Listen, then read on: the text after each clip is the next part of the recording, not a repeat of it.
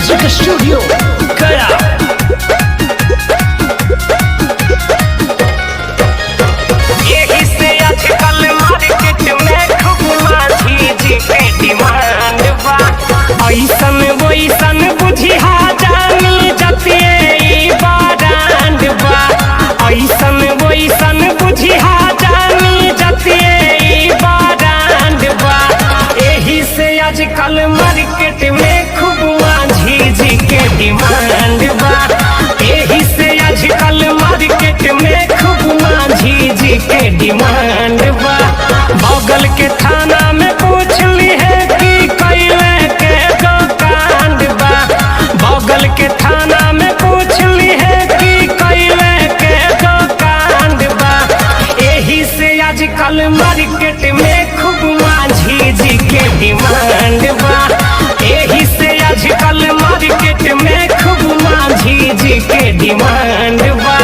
माझी जी के डिमांड बा। माझी जी के डिमांड बा।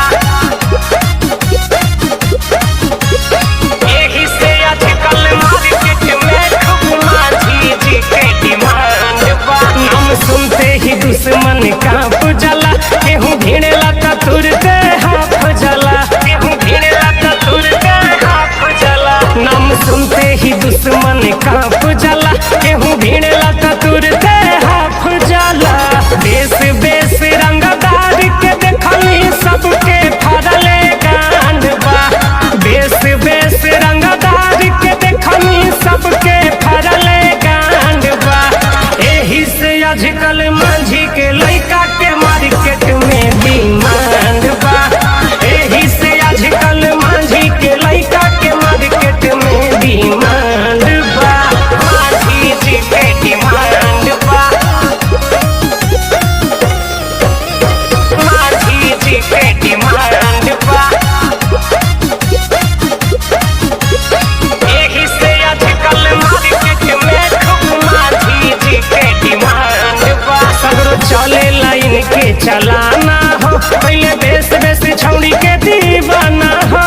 बेस बेस छौड़ी के दीवाना हो। सगरो चले लाइन के चलाना हो। पहले बेस बेस छौड़ी के दीवाना हो। सबके हिसाब कदी क्लियर जे जे पलले मन में घमंड बा।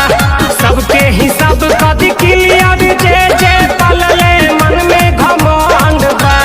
यही से आजकल माझी के लइका के मार्केट में डिमांड बा। यही से आजकल माझी के बेटा के मार्केट में डिमांड बा। ऐसन वैसन बुझिया जानी जतिए ई ब्रांड बा। ऐसन वैसन बुझिया जानी जतिए ई ब्रांड बा। यही से आजकल मार्केट में खूब माझी जी के डिमांड बा। यही से आजकल मार्केट में खूब माझी जी के डिमांड बा। बगल के थाना में पूछ ली है कि कैले के दुकान बा। बगल के थाना में पूछ ली है कि कैले के दुकान बा। यही से आजकल मार्केट में खूब माझी जी के डिमांड बा। यही से आजकल मार्केट में खूब माझी जी के डिमांड बा।